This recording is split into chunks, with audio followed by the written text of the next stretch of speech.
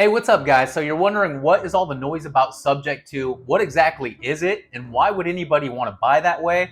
Or more important, why would anybody want to sell as a subject to? Today we're going to talk about exactly that. More specifically, we're going to do a recent case study of a property that I sold right on MLS as a subject to and ended up getting multiple offers on. And we're also going to touch on some of the top reasons why a seller would want to sell subject to and why a buyer would want to buy on subject to. Real quick, before we get into the video, I'm Andrew McGuire. I'm an investment-focused real estate agent right here in the Phoenix Metro. I've been investing in helping my clients and friends find great rental properties, great second homes in the Phoenix Metro area for the last 5 years. If you'd like to connect, all of my contact info is in the description below. You can find it there, as well as my free investment guide that I made just for 2023 that'll point you to the 5 best areas in the Phoenix Metro to invest in this year. You can find that in the description below. Please feel free to download it and reach out if you have any questions or want to connect direct. Now, this property behind me is 10032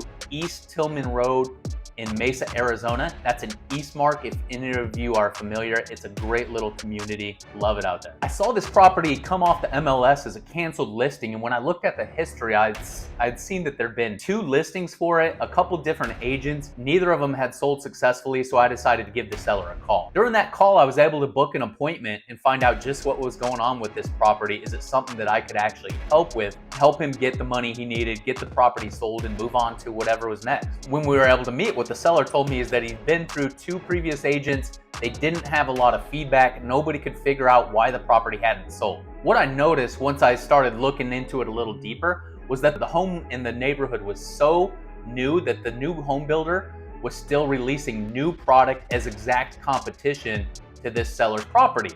But what I did notice is they were actually selling at a little bit higher price. So this home, the seller's home, not having been lived in, was exactly the same, and it was priced a little bit lower. So I couldn't just tell what was going on, why he was getting no offer. I decided to pose as a buyer and call the new home builder and see what was going on. And what they told me was that they were offering a 3-2-1 buy down, interest rate buy down that was seller funded as a buyer incentive. A 3-2-1 buy down is when a seller pays for the buyer to have a 3% interest rate reduction in year 1, a 2% reduction in year 2, and a 1% reduction in year 3, making it much more affordable in the first 3 years for the buyer to buy that product and then refinance when and if interest rates ever go down. Who knows when that'll be. So when I looked at this, interest rates, the way they work, for every 1% interest rate increase, that's 10% higher payment on the property. Year 1 would be 30% cheaper to buy the new build. Year 2, it would be 20% cheaper. And year 3 would be 10% cheaper. This put this seller at a distinct disadvantage, and I knew right away that's exactly what was going on. To make matters even worse, the seller had recently purchased the home, not even living in it yet, and they had very little equity in the property. So what a lot of agents will probably say in this situation is lower your price and eventually somebody's gonna come in. We didn't have this option because there was not a lot of equity, and we were at this competitive disadvantage with the seller offering reduced interest rates. So what was he to do? He definitely didn't want to come to the closing table with a check, which was what most agents will probably tell you is to reduce the price. That would have put him in a negative situation where to sell the property, he's gonna have to come into the closing table with a check. Ouch, that hurts. I don't know anybody that wants to pay money to sell their house. I know it's happened, but not with subject to. Let's get into that now. I asked the seller if previous agents have brought up subject to as a potential solution and if he's heard anything about that. He told me that no, he hadn't heard about subject to. It had never been proposed to him, but he was very eager to hear about any potential solution that might help him out of this very, very sticky situation. I explained to him that what we were gonna do is change the listing in the public remarks to say, this home is being sold with no bank loan. Simply make your down payment, take over the seller's 3.75 interest rate, and move on and have a beautiful new home, and we wouldn't have to reduce the price. So naturally he thought, Andrew, are they assuming my mortgage? If we do that, are they basically taking over my mortgage? And I said, not so quick, not exactly. I had to explain that the mortgage was actually gonna stay in his name and that the new buyer would simply take over payments on his mortgage. So the next question was, Andrew, are they doing a lease option? Are they renting my property? No, not exactly, seller. They're the new owner of the property. The deed moves to this buyer, and they're gonna have all the rights, be able to do whatever they want with that property, in charge of all the maintenance, upkeep.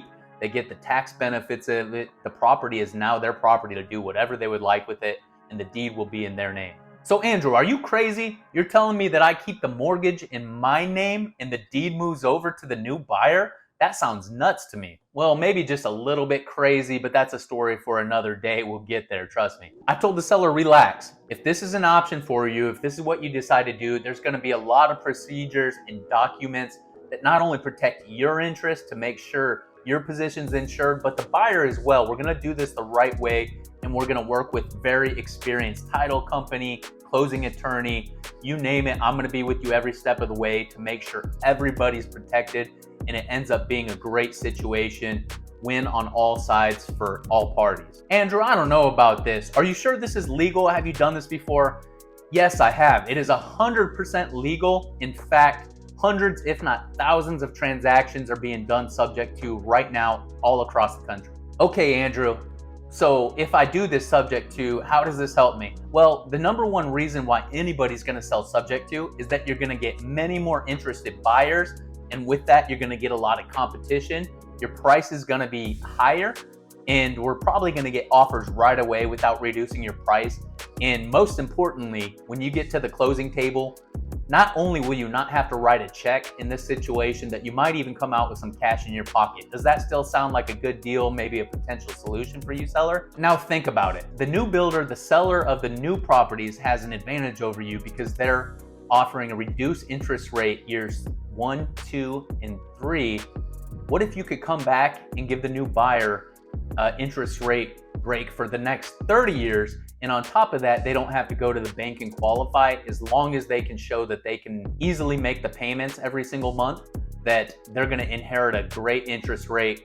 Now, do you think somebody would overpay or pay more for a property that they got that great deal? At the end of the day, the seller decided he didn't want to try subject to, that he wanted to go back to market with me as his agent. And I told him, hey, whatever you decide to go, you're the boss, let's give it a try. And we put it on market as a conventional, traditional listing. While we did get a couple showings and some reaching out, at the end of the day, we did get an offer. It just wasn't what the seller needed to be able to come to the closing table and not have to write a check. Then one day the seller called me and said, hey Andrew, I want to revisit the subject to. Let's have a quick call. I think I'm interested. I just have a few questions for you. We had that call and we decided together that he wanted to try subject to see what we could make happen. And at the end of the day, you don't have to take any offers. You don't have to sell your home, but why not? If you want to give it a try, I'll support you. Very quickly after posting a subject to with the keywords no bank needed, simply make down payment and take over the seller's great interest rate, we got multiple reaching out. My phone was ringing off the hook for those first couple days. We got multiple offers, and at the end of the day, the seller decided to go with the buyer who he's most comfortable with. It ended up being a very smooth transaction for both the seller and the buyer. Both were happy. And at the end of the day, he was able to sell it and not only not write a check, but because we went up in price, he was able to net $60,000 in pocket cash. Now, this example is just the tip of the iceberg on why subject to is going mainstream for both buyers and sellers. I'm going to be doing some follow-up videos to not only subject to, but other creative finance real estate transactions that I'm involved in, either as a buyer, a seller, a listing agent, a buying agent. So expect more of those to come.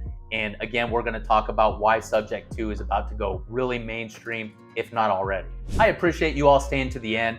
And for part of that, I want to show you some love. If you're looking to move to the Phoenix Metro or just curious at all, and you want to know more and talk to an investment savvy real estate agent, my description is in the contact below. You can find that there. Reach out anytime. I would love to speak with you. I've also posted a link to the Moving to Sunny Arizona Facebook page, which is a group based on helping new people transplant or buy investment properties in Phoenix, Arizona. You can find that link in the description below.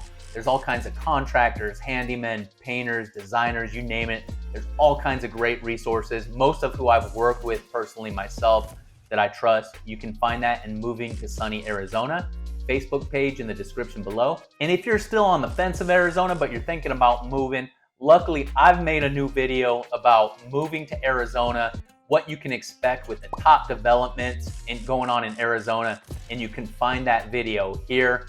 Feel free to watch that. It's a great video on what's up and coming in America's hottest city.